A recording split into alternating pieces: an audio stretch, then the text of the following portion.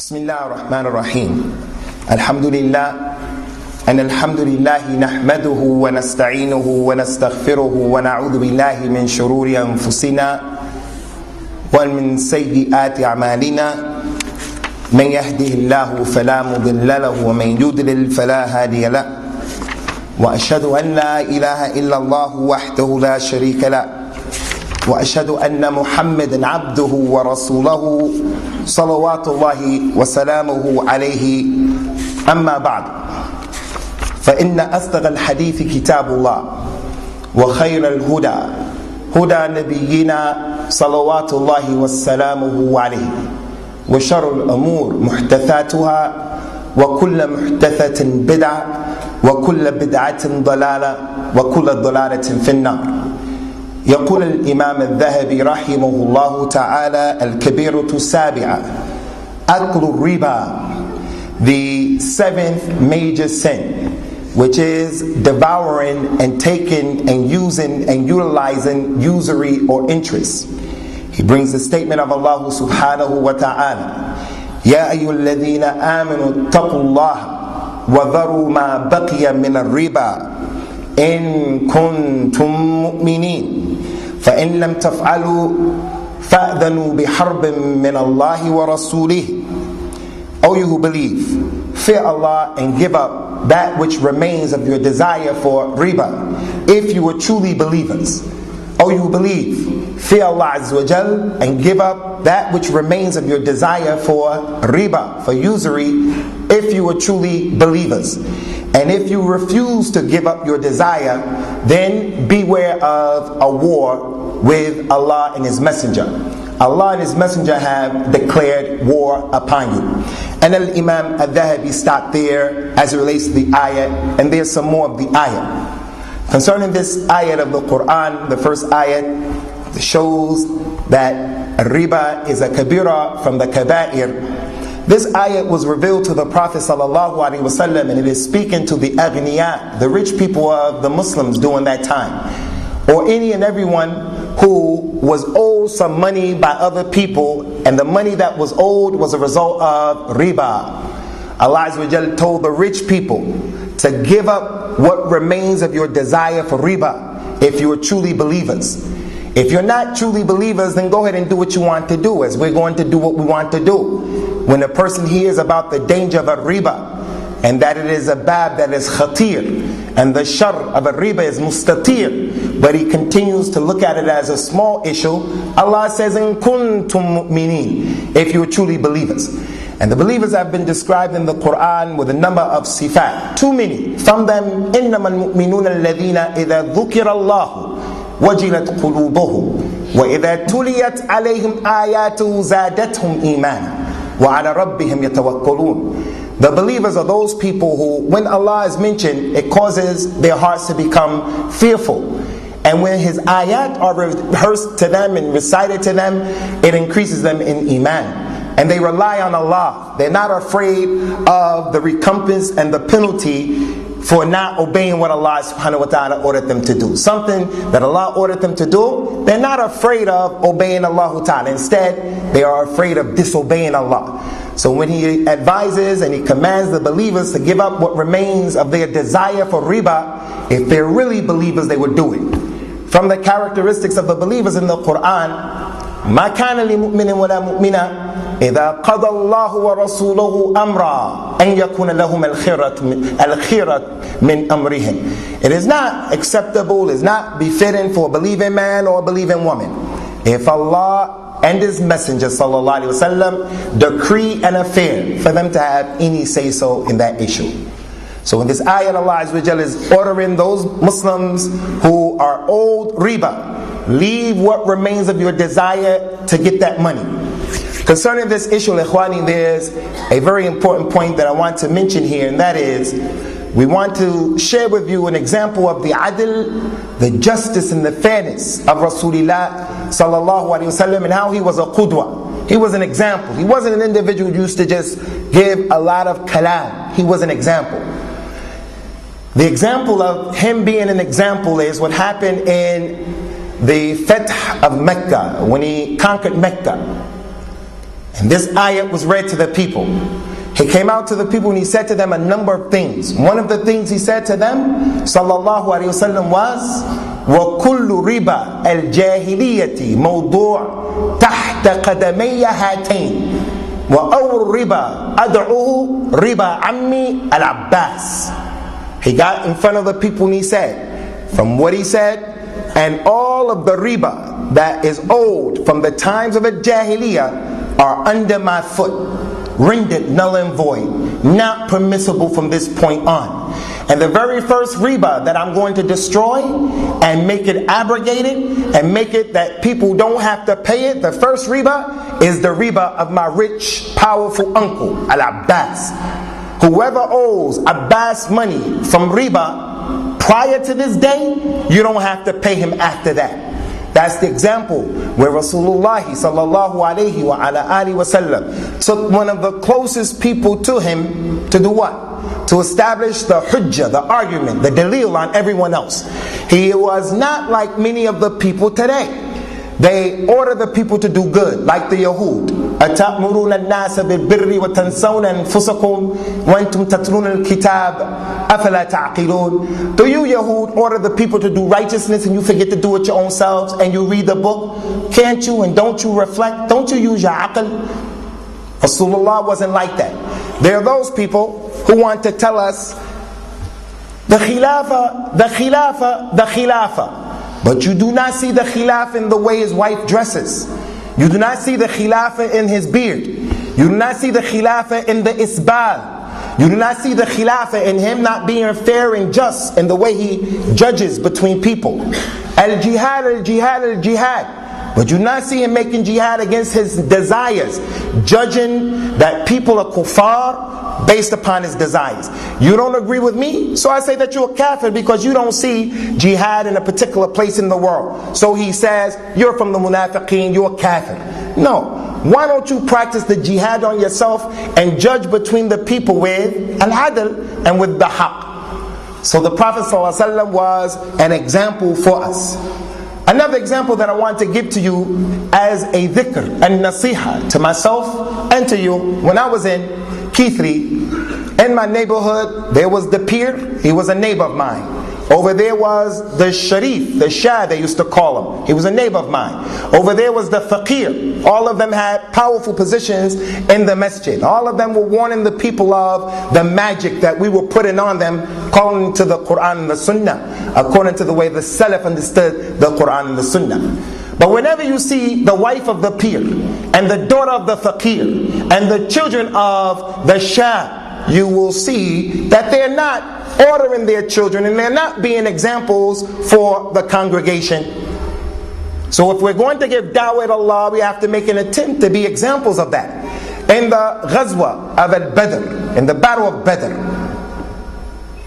when they were about to engage the enemy in the battle, those kuffar came out, 3 of them from the chiefs of the kuffar from Quraysh, and they challenged the Muslims.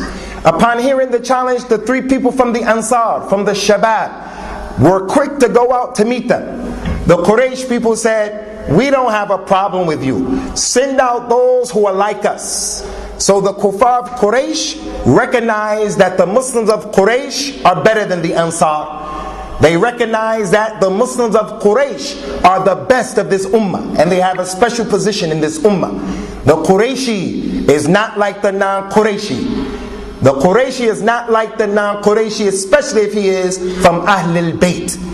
They said, we don't have a problem with you. Send out those people who are similar to us.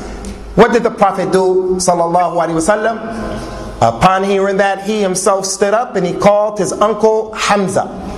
And along with Hamza, he called the nephew of Hamza, Ali ibn Abi Talib. And Hamza's other nephew, Ubaydullah ibn al-Harith. Ali's father, Abu Talib, as well as Ubaidullah's father, al-Harith, were brothers to Hamza and Abbas. Rasulullah chose these 3 people, sallallahu alaihi wasallam, wa radiyallahu anhum, to go out and to risk their lives before the battle started. As an example, in the dalil, he was a person who was the qudwa for us, not like today. The person in the position of leadership, if blood can spill and flow and people can lose their property, their lives and their money, they'll take their children and shield their children and put someone else's child or someone else in front of harm's way. This was not the way of the Prophet sallallahu alaihi wasallam. So he made the riba of his uncle Abbas mawdu'. It is left, matruk, haram, tahta qadamayya hatain. It is below my 2 feet on this day.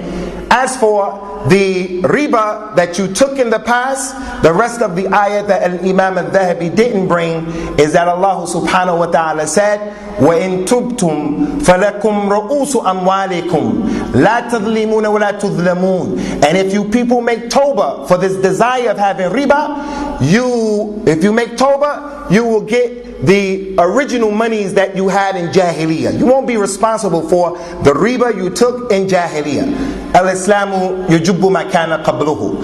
Al-Islam wipes away what went before. Anyone made any major sin prior to Al-Islam, Al-Islam wipes it away. So that's the first ayat that Al-Imam al-Dhahabi brings. The second ayat is the statement of Allah subhanahu wa ta'ala, الَّذِينَ يَأْكُلُونَ الرِّبَا لَا يَقُومُونَ إِلَّا كَمَا يَقُومُ الَّذِي يَتَخَبَّطُهُ الشَّيْطَانُ مِنَ الْمَسِّ.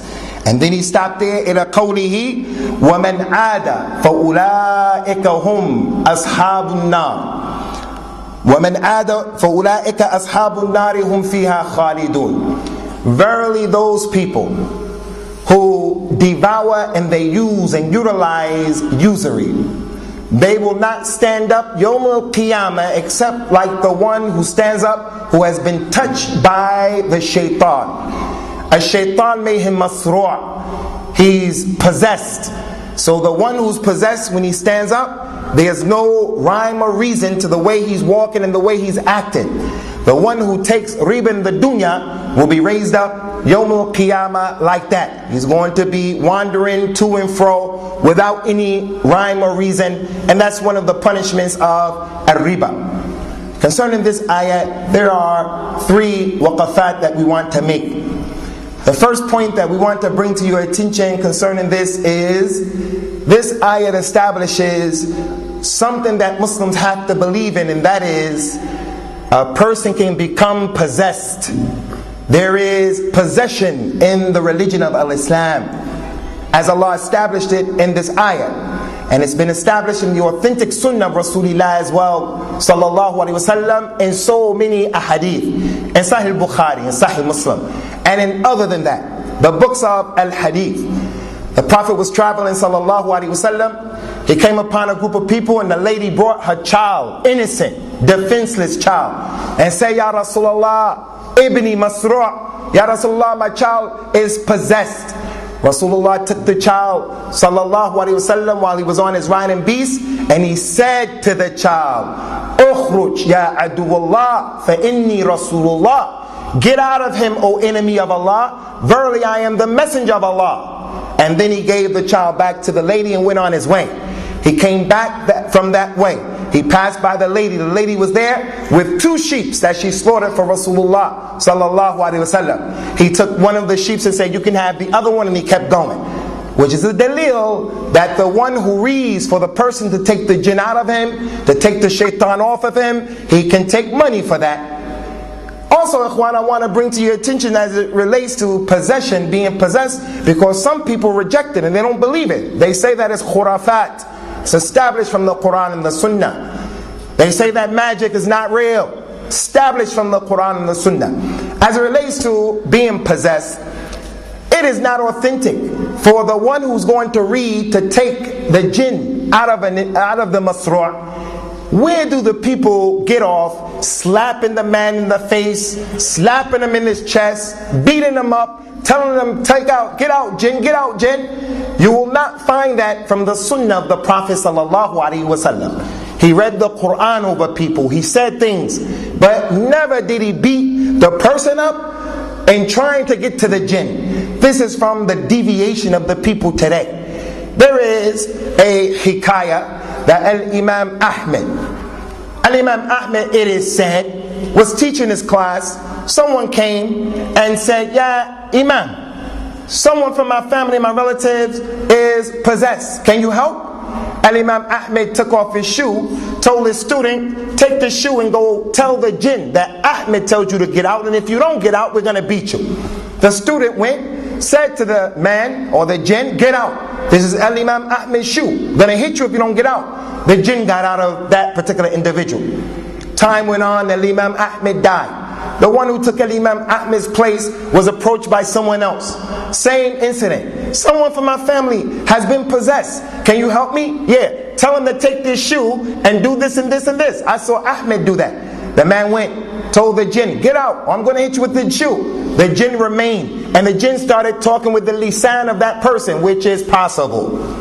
The jinn started talking with the lisan of that person, which is possible, and said, I'm not going to come out because Ahmed used to obey Allah, so we obeyed him. You people don't obey Allah, so we're not going to obey you. This narration is a hikayah, khurafat, never happened. No authentic chain of narration. Not permissible to hit the person who has the jinn in him. You're hurting the person, and who knows, ikhwan? Maybe that human being who is possessed did something to the jinn. There's something to the jinn's children. Killed the jinn's children who were believers, and now the jinn is getting them back. That's possible. So it's not permissible to hit people. We only read the Quran and we follow the Sunnah.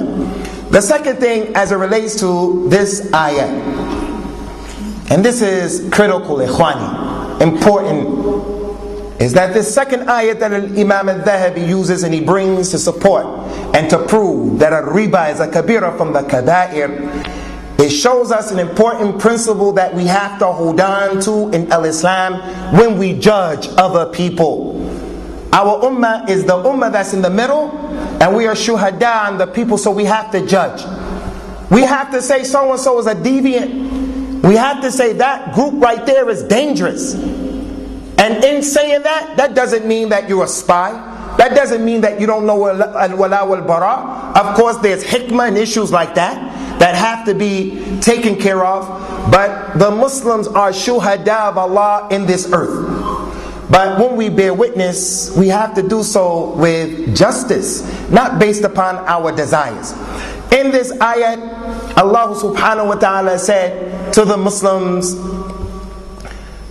الذين يأكلون الربا لا يقومون إلا كما يقوم الذي يتخبطه الشيطان من المس ذلك بأنهم قالوا إنما البيع مثل الربا وأحل الله البيع وحرم الربا فمن جاءه موعظة من ربه فانتهى فله أجره وأمره إلى الله. Whoever the maw'idah of Allah comes to him, riba is haram, and those kuffar say, verily trade is like riba, buying and selling commerce is like riba. You want to buy this? I tell you, $15, 15 pounds, you give it to me, I give it back to you.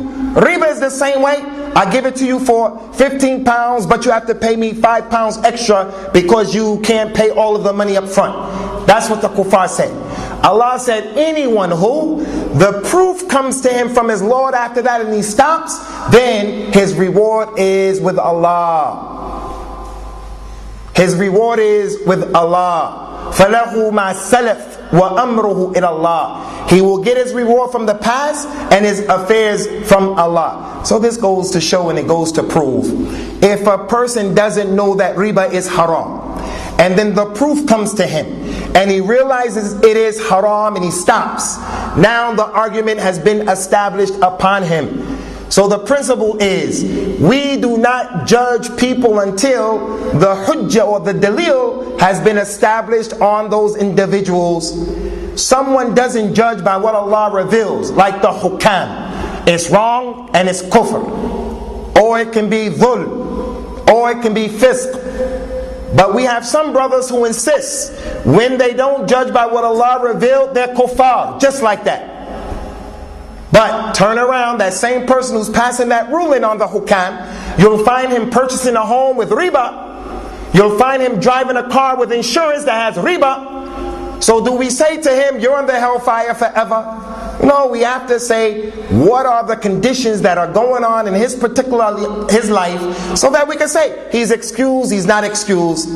People want us to work with them like that, but they don't want to work with the other people like that, with fairness and justice. So we want to remind you, Ikhwani, this is one of the many ayat of the Quran that show before we can judge on people, the argument has to be established, the dalil has to be established. وَمَا كُنَّا مُعَذِّبِينَ حَتَّى نَبْعَثَ رَسُولًا. We will not punish a people until we send to them a messenger. Establish upon them the hujjah. وَمَنْ يُشَاقِقِ الرَّسُولِ مِنْ بَعْدِ مَا تَبَيَّنَ لَهُ الْهُدَى وَيَتَّبِعْ غَيْرَ سَبِيلِ الْمُؤْمِنِينَ نُوَلِّهِ مَا تَوَلَّى. Whoever goes against and he opposes the messenger and he follows other than the way of the believers after the guidance comes to him. So we have to establish the hujjah. The last thing as it relates to this particular ayat is that Allah mentions the statement of the kuffar in this ayat. ذَلِكَ بِأَنَّهُمْ قَالُوا إِنَّمَا الْبَيْعُ مِثْلُ الرِّبَى. Those kuffar say commerce is just like riba. Believe it or not, we have Muslims today who say the same thing. They call riba by other than its name. They say that it is a profit or benefit. And they say, why is riba haram when it is just like commerce? The person can't pay me up front, so why should I not penalize him for such an issue? This is the statement of the kuffar, and it's not acceptable for the Muslim to fall into such an issue, especially after you see what's going to come of the hadeeth describing the seriousness of a riba.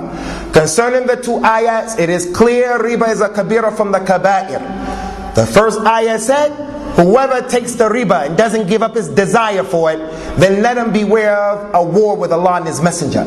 Allah will not go to war and His Messenger sallallahu alaihi wasallam with anyone except that they're doing a kabira from the kaba'ir. Also, the second ayat, the one who eats the riba will be raised up yawmul qiyamah like the one who has been touched by shaitan and he's possessed. A kabira from the kaba'ir. As it relates to the hadith, al-Imam al-Dhahabi brought only a few hadith, and this bab is pretty short. The first hadith is a hadith that has already passed us in the first chapter of his shirk. The hadith of Abu Hurairah radiyallahu anhu, that's in Bukhari and Muslim, that shows the severity of a riba. اجتنبوا السبع الموبقات الشرك بالله والسحر وقتل النفس التي حرم الله وأكل الربا وأكل مال اليتيم والتولي يوم الزحف وقذف المحسنات الغافلات المؤمنات. Beware of the 7 major sins that will destroy you. And he mentioned from them al-riba as number 4. Beware and be careful and avoid the 7 major sins that will destroy you. Al-riba, ikhwani, is from the major sins for a number of reasons. One of the reasons is that the person who takes the riba and the people who take the riba and the financial institutions that are built upon the riba, they are in fact blood suckers. They are blood suckers. They suck the blood of the people and they oppress people. Those people in our society who sell narcotics, they're criminals. But the biggest criminals are the financial institutions and the people who built them and who are behind them. They are bloodsuckers. And for that reason, one of the things that happened when Rasulullah traveled sallallahu alaihi wasallam from Mecca to Jerusalem, from Jerusalem to the 7th heaven, is that when he was traveling from Mecca to Jerusalem, he saw a man in a lake, in the middle of the lake. And the lake was not a lake of fresh water, but it was a lake of blood. He was surrounded in blood. Every time the man wanted to come out of the water to go to the shore, another man would take a big rock and throw it at him and hit him in his mouth, and it would send him back into the water. And he continued to do that over and over and over again. Rasulullah asked Jibreel sallallahu alaihi wasallam, who was that? He said, that man is akul riba. That's a man who used to take the riba. He was a man who put on the people those conditions of riba. The scholars of al-Islam said, because he was in the blood, that is an ayat and an indication that the people who take riba are blood suckers. Riba is also a major crime and sin because it's taking the people's money without the haqq. You want to get insurance and you pay the people for house insurance, car insurance, and nothing ever happens. A year goes by and you're paying £100 every month, £600 at the end of the year. By which haqq did they get the money? By which haqq did they get the money? They took the people's money without it being halal. And we've been prohibited from that, as we mentioned when we gave the class about the dururiyatul khams, the 5 major things that Islam came to protect. One of them is the monies of the people. Muslims and non-Muslims, haram to take a man's money. Ya ayyuhalladhina amanu la ta'kulu amwalakum bainakum bil batil illa an takuna tijaratan an taradin minkum. Oh, you believe, do not take each other's money with the way that is batil, with the way that is not permissible. You can't steal his money. You can't take the riba. You can't sell him a faulty product. The only way you can take his money is from a tijara, if you're in business, or if the man gladly gives you the money as a gift, a hiba. He gives it to you because he wants to give it to you. But you stealing his money is not permissible. For that reason, ikhwani, when we look at the Sunnah of Rasulullah sallallahu alaihi wasallam and what the kuffar used to do in Mecca, we will find he made a lot of business transactions are haram. For an example, al-muzanaba. Al-muzanaba was a practice that the kuffar used to have, in which a man, he would sell the unknown ripe dates that are still on the tree. He will sell an unknown amount for some dry dates for a specific amount. You give me 5 kilos and you can have those dates on the tree.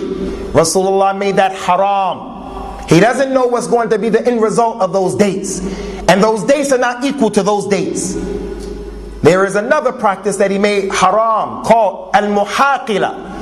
Al-muhaqila is the individual who comes and he says, here is some grain still in the husk, and I have some processed grain that I took off of the husk. I'll sell you this processed grain, but you give me this grain that is still in the husk. He made that haram. You don't know what's going to happen to that. The one who has grapes and raisins, the Arabs used to do that as well.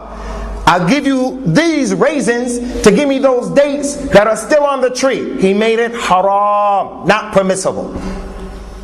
Bilal radiallahu anhu, he purchased some dates called Barney, not Barney like Fred Flintstone's companion. Barney dates. They're from the best dates of the Arabs, the succulent dates. Bilal is miskeen, faqir, doesn't have any money. He brought the dates to Rasulullah sallallahu alaihi wasallam. Rasulullah said, where did you get those dates? Kind of strange situation. Did you get them a sadaqah? Where you get those dates, ya Bilal? Bilal said, ya Rasulullah, I had some dates that were bad. So I took my bad dates and I sold 2 s.a.w.s. A s.a.w., 1 s.a.w. is when you take a handful of dates and you make 4 of those. That's 1 s.a.w. If you take a handful and you make 4, that's 1 s.a.w. He took 2 s.a.w. of bad dates, gave it to a man, and took from that man 1 s.a.w. of the Barni dates. Rasulullah says, sallallahu alaihi wasallam, awwa, la taf'al, fa innahu riba. Oh, iyaka, beware, don't do that, because that is riba. He told Bilal, if you want to purchase those good dates, then take your bad dates, go to sell them, get the money, and then purchase with the money whatever you can from the good dates. So he sallallahu alaihi wasallam didn't allow these types of transactions because they are taking people's monies without what is the haqq, without what is permissible. He says sallallahu alaihi wasallam, showing the hikmah, the illah behind this, أرأيت إذا منع الله الثمرة بِمَا يَأْخُذُ أَحَدَكُمْ مَالَ أَخِيهِ. What if Allah destroys and He doesn't allow and He prevents the fruit from coming to fruitation? He doesn't allow that particular date palm tree to render its produce. What if a hurricane comes? What if something happens? It comes down and it's bad. In it are worms, beetles. And now you already took the man's money. He said, with what right does one of you take his brother's money if Allah destroyed that particular produce? So he made it not permissible. Those are from the reasons why a riba is a kabira from the kaba'ir. It is dhulm. It is dhulm, it's not adl. You're taking the people's money without that which is halal. Concerning the hadith, there are only really one hadith that al-Imam al-Dhahabi brought after the first hadith of Abu Hurairah radiyallahu anhu. He brought the statement of the Prophet sallallahu alaihi wasallam, لَعْنَ اللَّهُ آكِلَ الرِّبَى وَمُوكِلَهُ.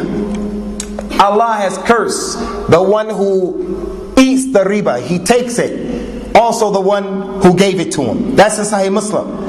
And then Imam al-Tirmidhi added on to this narration some other people, وَشَاهِدَيْهِ, and the two people who witnessed it. And the two people who witnessed it, وَكَاتِبَ, and the one who wrote the contract for the riba. In another hadith he says, sallallahu alaihi wasallam, hum fil ithmi sawa. All of them are equal in the crime. All of them are equal in the sin. They're equal, all of them. The one who took it, the one who gave it, the two who witnessed it, the one who wrote the contract, the one who worked behind the teller, all of them. The teller worked behind the counter. They are all equal in the sin. So it is not permissible. I have a business in which I sell cars, no financing, just straight up, I sell you the car. Someone comes and he says, can you direct me to someone who can finance the car? I don't want to give you finance, but I say, yeah, go over there, he'll do the financing. You're equal in that with the one who gives him the finance. Riba is haram. To be an insurance man is sinning. To work in the bank is sinning. All of that is haram to Allah subhanahu wa ta'ala. And it is a part of not cooperating on al-itham wal-udwan. To work in the bank is haram. To be an insurance salesman is haram. Why? Because it is built on and predicated upon a kabira from the kaba'ir, and you are a blood sucker, and you're helping to oppress the people, and that is not permissible in the deen of Allah subhanahu wa ta'ala.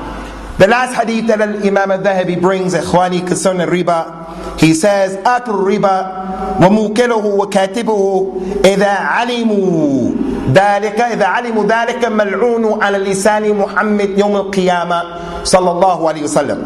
The one who takes the riba, the one who gives the riba, the one who writes it, if they know. Another dalil that shows you have to have knowledge of a thing before you're held accountable. Before we judge people as being criminals, kafirs, munafiqeen, the argument, the dalil has to be established upon them. He said about this point concerning riba, sallallahu alaihi wasallam, dirham al-riba ya'kuluhu ar-rajul wa huwa ya'lam ashaddu 'inda Allahi min 36 zunyatan. One dirham that a man takes from riba, and he benefits from that one dirham, and he knows, if he doesn't know, he's not responsible. Money comes to him from riba and he doesn't know. But if he knows that this one dirham is from riba and he takes it, Rasulullah said, it is more severe in Allah's sight than that man making zina with 63 different people. That hadith is authentic.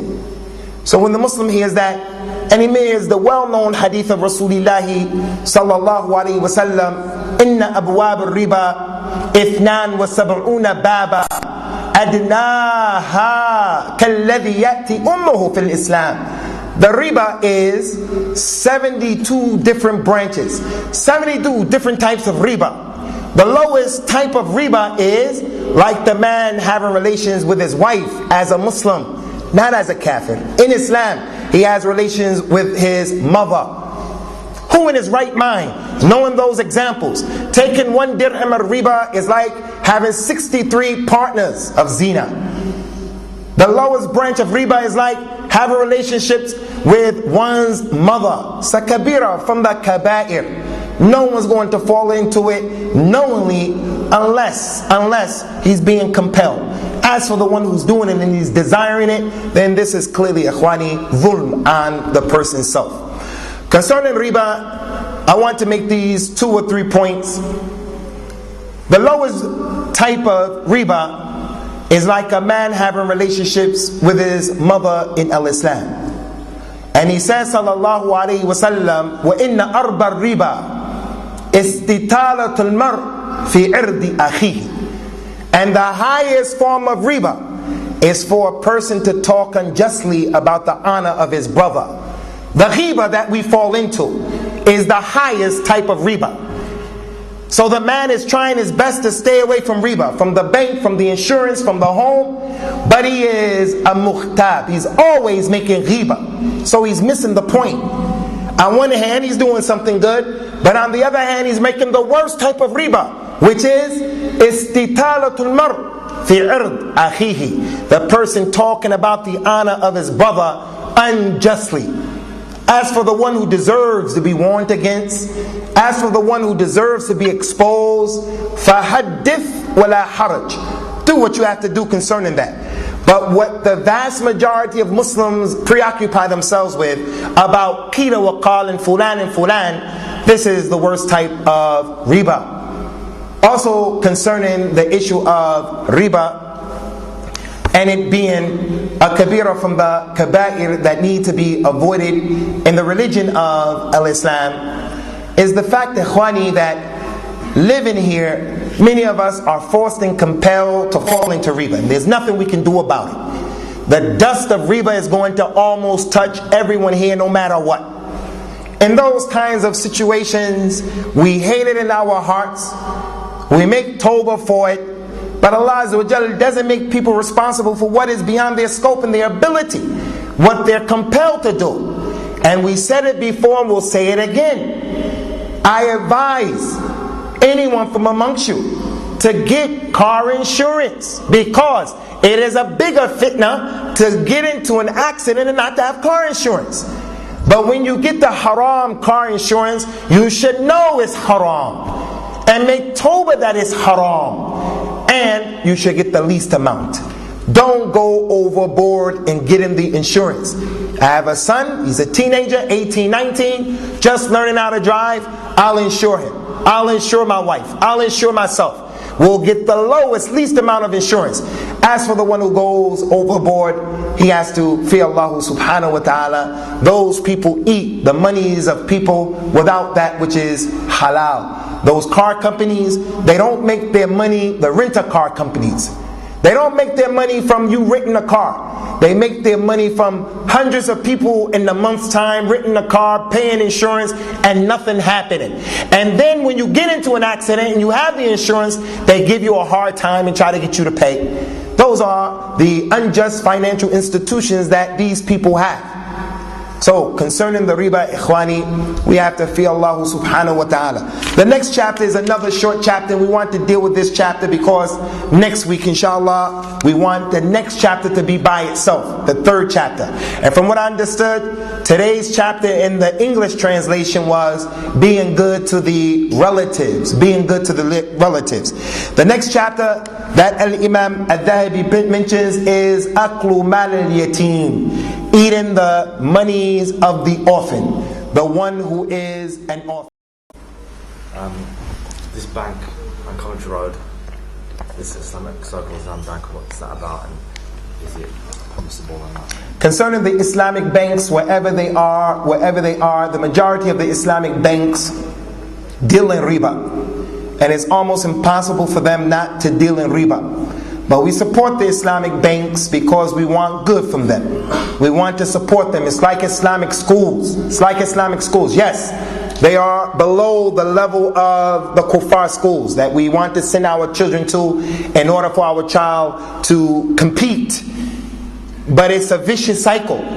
if we don't get Muslim teachers to make a sacrifice to work at a lower wage, and if we don't get Muslim members of the community to make the sacrifice and send our children there anyway and do what you can do to raise the level of the school, then it's going to remain below par.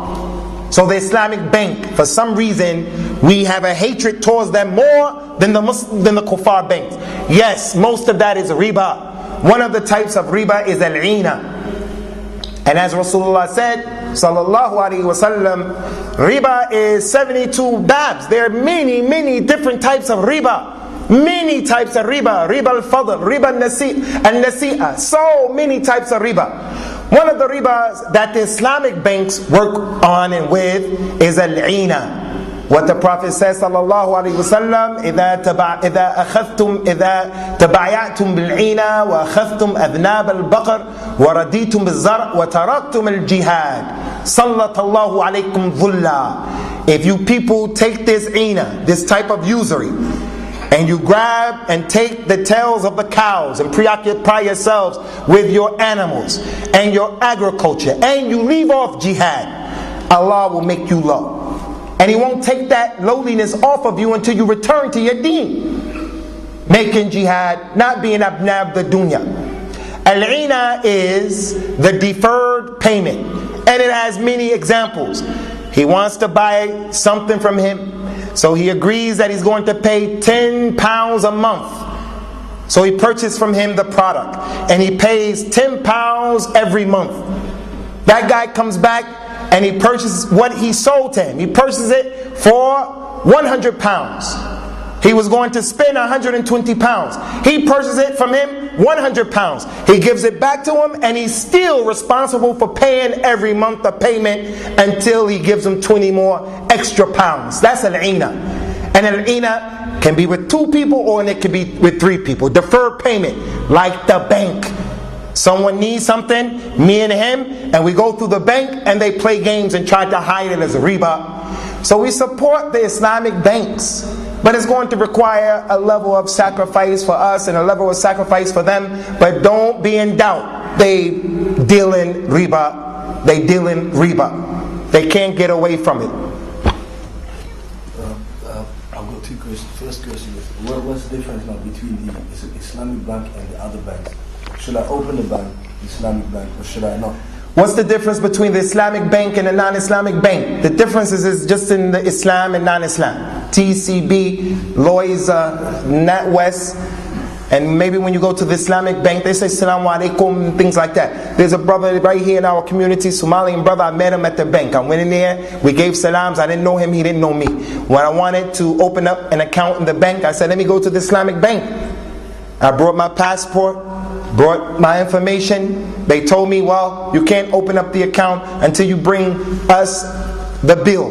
I said, here's the bill for the telephone. It's going to be installed soon, inshallah. They said, no, we need 3 bills, not the first bill. I said, what's the difference between you and those other people? I'm not here to give you problems. The guy convinced me, no, this is the system. We'll get in trouble, this and that. Okay, I brought him the bill. So the kalam that I heard from them both times was the same kalam of those other people.